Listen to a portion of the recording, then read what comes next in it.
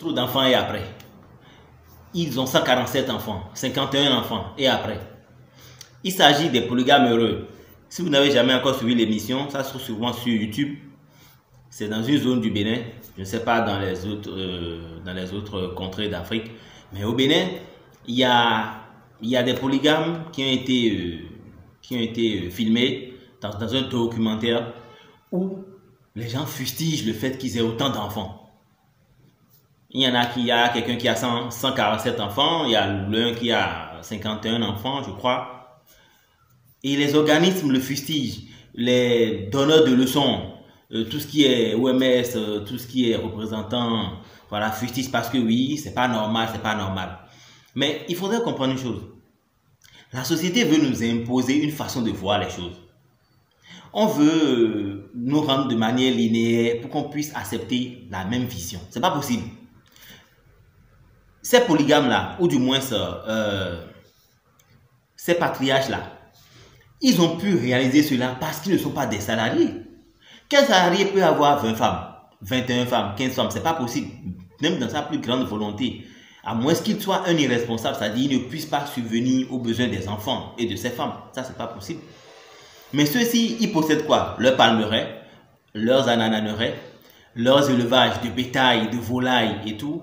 Et la famille est nourrie à foison, à volonté. Ce qui veut dire quoi? Lorsque vous avez le contrôle, lorsque vous êtes votre propre, je ne dirais pas votre propre patron parce que ça encore c'est quelque chose qu'on nous a fait croire. Et aujourd'hui tout le monde se lance à tout va, dans toute activité pourvu qu'on soit son propre patron. Et ça c'est une autre erreur parce que après tout, qu'est-ce qu'on constate? À peine un an, déjà on dépose les clés et on ferme, soit disant que les choses ne marchent pas. S'il est question de comprendre et d'accepter les convictions de chacun, on ne saurait se laisser imposer des façons de voir. Tout le monde ne peut pas accepter la polygamie. Et tout le monde non plus n'est pas contre la polygamie. Et toutes les femmes ne fustigent pas la polygamie. La preuve en est que quoi? Dans certaines régions d'Afrique, la polygamie est bien vue. Même ce sont les femmes même qui vont jusqu'à épouser à leur mari, leur coépouse. Et cela permet à l'homme d'avoir beaucoup d'enfants. Et chaque enfant détient ses terres. Donc il y a cette vision-là qu'on veut nous faire croire, parce que nous sommes tous aujourd'hui des salariés, la plupart, lorsque nous sortons des écoles, nous prenons la route du salariat, ce qui nous met dans une impossibilité de s'offrir certains choix. On est obligé de quoi? D'avoir un boulot, de toujours rester là, calculer, attendre la fin du mois et tout, et on se voit ne pas pouvoir avoir une, deux femmes, pourtant on le veut bien, on se voit ne pas pouvoir avoir 15 enfants, 16 enfants, pourtant on le veut bien.